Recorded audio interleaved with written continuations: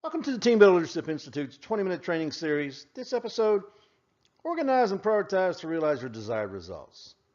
Creating the daily template for success. What we're going to look at in this one is how you organize and prioritize so you can get the things done you need to do.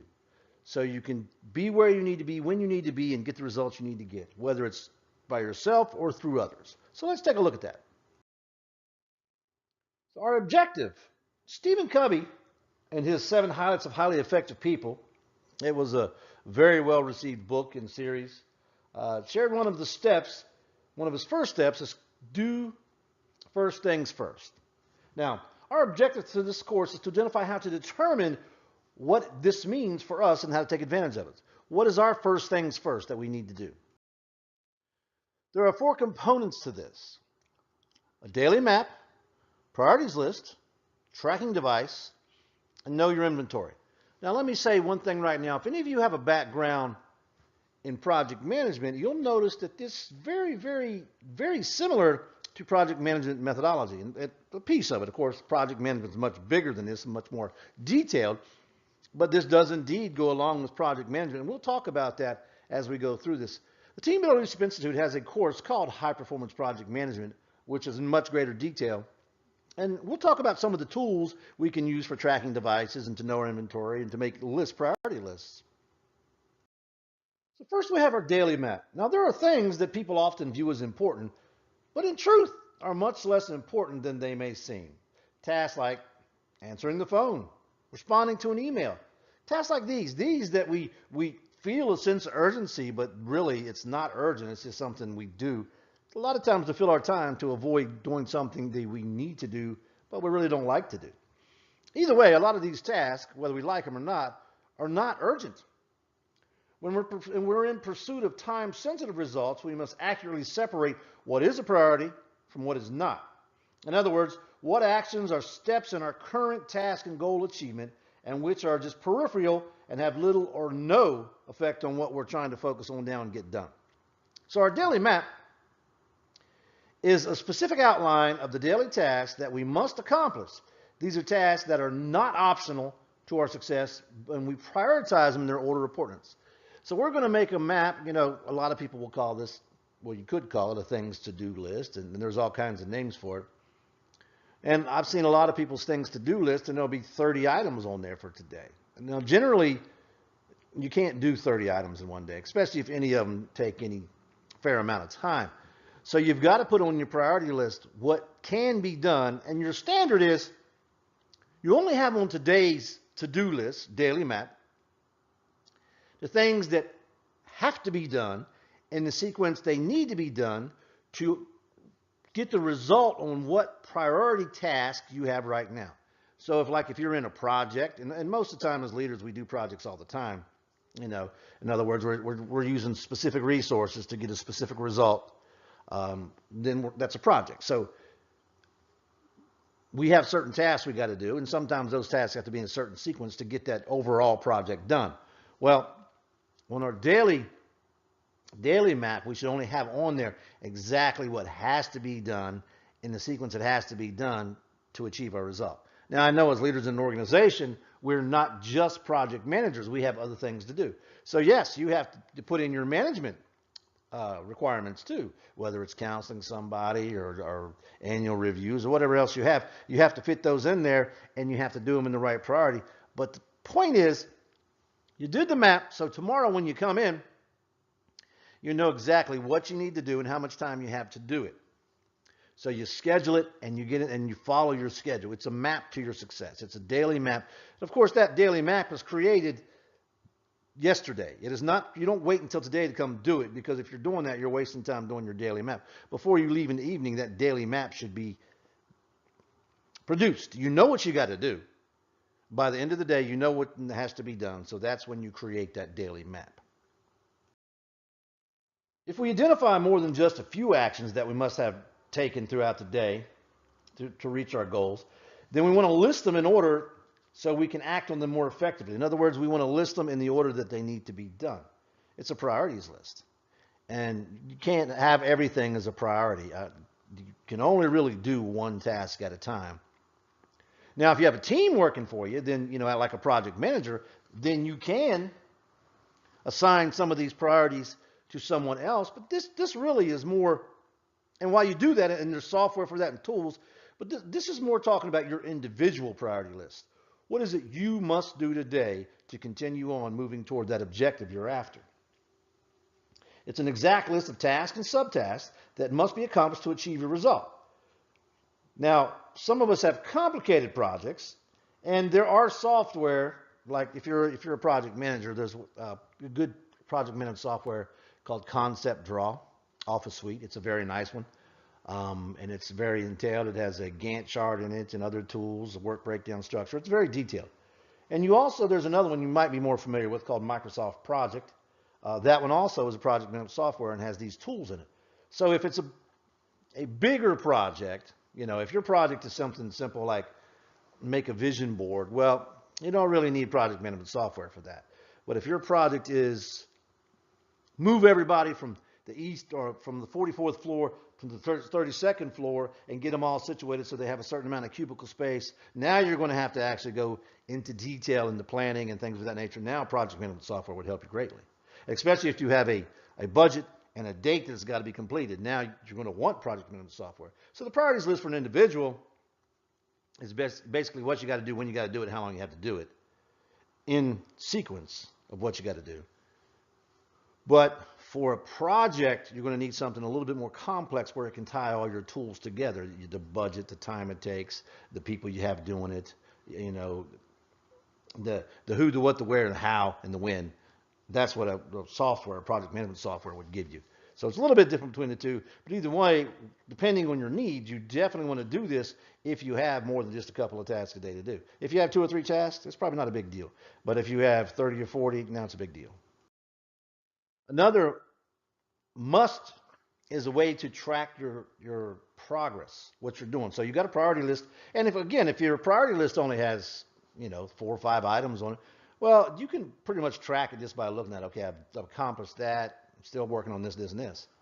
But if you have more of a project type scenario and you have 50 things that's got to be done and you got to track who's doing what, where, with what, and what resources they're using, now you want a tracking device. The 2 project management softwares I mentioned, which was Concept Draw and Microsoft Project, they both have what's called a Gantt chart in them. And you don't have to have a Gantt chart electronically produced. You can actually find templates. But a Gantt chart will tell you who's doing what, where, with what resources. It'll also tell you what your milestones are. Now, milestones, for instance, if you were building a house, you would have say your milestones. Your first one would be that you laid the foundation. Now the foundation's down. The second would be that you framed the outer part of the house. The third milestone would be you've got the roof on. And so on and so forth. So milestones are points of completion that start the next big wave of work or effort. So you want something where you can track your path, your milestones. You want to know who's doing what, where, with what, what resources you have, what you can move around if necessary, the sequence of tasks, what's got to be done before this can be done, that type of thing. And you want to be able to monitor your expenditures, your manpower, your expenditures, your time. It's all about time, cost, people. So that's what a tracking device allows you to track. And again, for a small project or just a little small group of tasks, not a major thing, your priority list will work for you. But if it starts getting up in the dozens and more of tasks and different people in different departments, now you're going to need something a little bit more sophisticated. So let's say you're operating in the capacity as a project manager. So you're a manager within a company, but you have projects you got to accomplish. So basically you're a project manager right now. So you got to think like one. You got to have and know your inventory of who you have that can be used to best produce what results you need in the amount of time that you have. You may have noticed by now that project management methodology was created for the sole purpose of efficiently and effectively producing results. Project management the methodology itself is all about being able to track and use resources. In other words, it tracks your time, cost, people, and quality. With every project, there's a minimum quality you got to have. With every project, there's a certain amount budget that you have to do it with. You only have certain people to do it with, your workforce. And it's got a deadline. So you want to know your inventory, know what you have, know who you have, and know how to deploy these resources and the people that will use these resources to get your project done. The scope of your needs will depend on whether you have a small set of tasks or a large, more complicated set of tasks that lead to a project result. A project is any activity that has clearly defined outcome to be produced within time, monetary constraints, and personnel constraints. So when you have a deadline and you have a budget and you have certain people and you're dealing with multiple people here, that's a project. So you really want to treat it like a project at that point? And that's probably, a lot of managers within organizations, they do this quite frequently. They don't realize that if they were actually to use a project management software like Microsoft Project or Concept Draw Office Suite.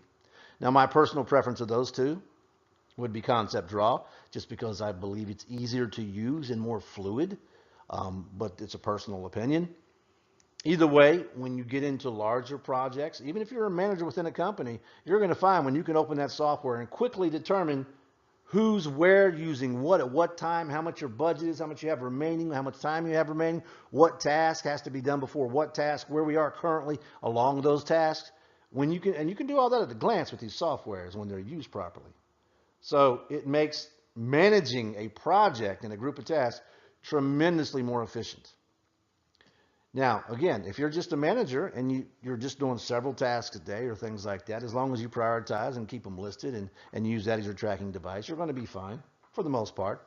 But once you get up, to a certain, say 20 or more tasks, and you're actually working on something larger, and you're not doing it by yourself, you're working as a group. You're sort of, the one thing a project manager will never have is authority over the people working with. So with a project manager, when you can be more efficient, and when you have influence and skills to make people want to help you, because they know they don't have to, they don't work for you, they don't report to you. But when you have those influence and skills and you have the tools and you can share the progress and you can share the information and you're accurate with what you say, you're a lot more powerful as an influencer. So it's a good tool. But either way, you want to start your day, first things first, and you want to know today, because you took the time to build that list yesterday of exactly what you need to do and what order you need to do it in with the end in mind. So the whole time you're doing this, you're thinking about the end goal, what you got to do and what you got to do to get there. Now, one of the things I didn't list or talk about is the project management software also has what's called a work breakdown structure. Now, work breakdown structure simply is a tool where you start from the end result and you say, okay, to do that, what did I have to do? I had to do these two things to do that. What did I have to do this thing? And then you're reverse engineering and breaking down the end result by task in sequence. So you get all the way to the beginning. I got to do this, and then it'll lead me to this and this and this. And so now you know your priority, your task list, your complete task list. And it takes a while to do, but for a project of any size, even though that takes a while to do, it makes the execution so much easier, because you know exactly what you got to do when you have to do it, what sequences got to come in, so you can move your materials and manpower around to make sure you get it when you need it to get it done to be on schedule.